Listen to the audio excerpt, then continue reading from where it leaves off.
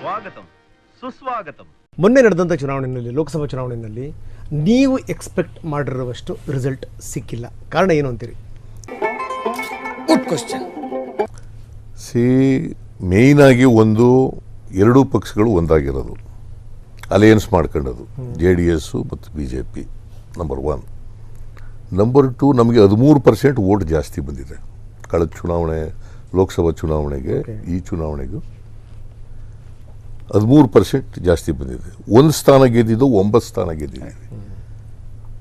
ನಾವೆಲ್ಲ ಸೋತಿರೋರು. ಅಫ್ಕೋರ್ಸ್ ನಿರೀಕ್ಷೆ ಅಂತೆ ನಮಗೆ ಸ್ಥಾನ ಬಂದಿಲ್ಲದೆ ಇರ್ಬೋದು. ಸೋತಿರೋರು BJP ಅವರು.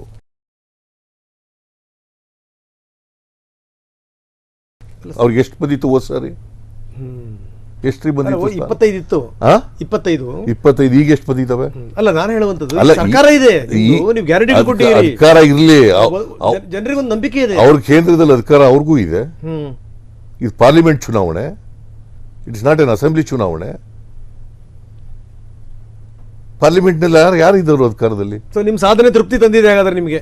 ತೃಪ್ತಿಯಲ್ಲ, ನಮ್ಮ ನಿರೀಕ್ಷೆಗೆ ತಕ್ಕಂತೆ ಫಲಿತಾಂಶ ಬಂದಿಲ್ಲ. Why I admit it. ಅಲ್ಲ, ರೀಸನ್ ಏನದು ಅಂತ? ರೀಸನ್ ಅಂದ್ರೆ ಅದೇ ಹೇಳಿದ್ನಲ್ಲ, ಅವರಿಬ್ರು ಒಂದಾದದ್ದು ಒಂದು,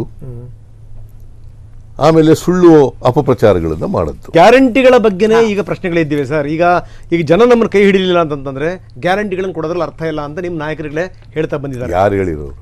ಬಹಳ ಜನ ಇದಾರೆ ಸರ್. ಯಾರು ಇಂಥವ್ರ ಹೆಸರು?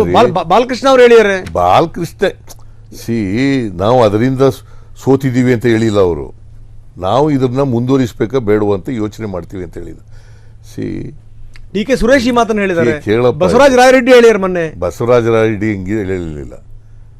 ನಮಗೆ ಅದಕ್ಕೆ ಇಷ್ಟು ದುಡ್ಡು ಬೇಕಾಗ್ತದೆ, ಗ್ಯಾರಂಟಿ ಯೋಜನೆಗಳಿಗೆ ಇಷ್ಟು ದುಡ್ಡು ಬೇಕಾಗ್ತದೆ, ಹಾಗಾಗಿ ಅಡಿಷನಲ್ ಗ್ರಾಂಟ್ಸ್ ಕೊಡಲಿಕ್ಕೆ ಹಣ ಇಲ್ಲ ಅಂತ ಹೇಳಿದಾರ ಹೊರತು ನಾವು ಗ್ಯಾರಂಟಿಗಳ ಯೋಜನೆ ಮಾಡೋದು ತಪ್ಪು ಅಂತ ಹೇಳಿದಾರ?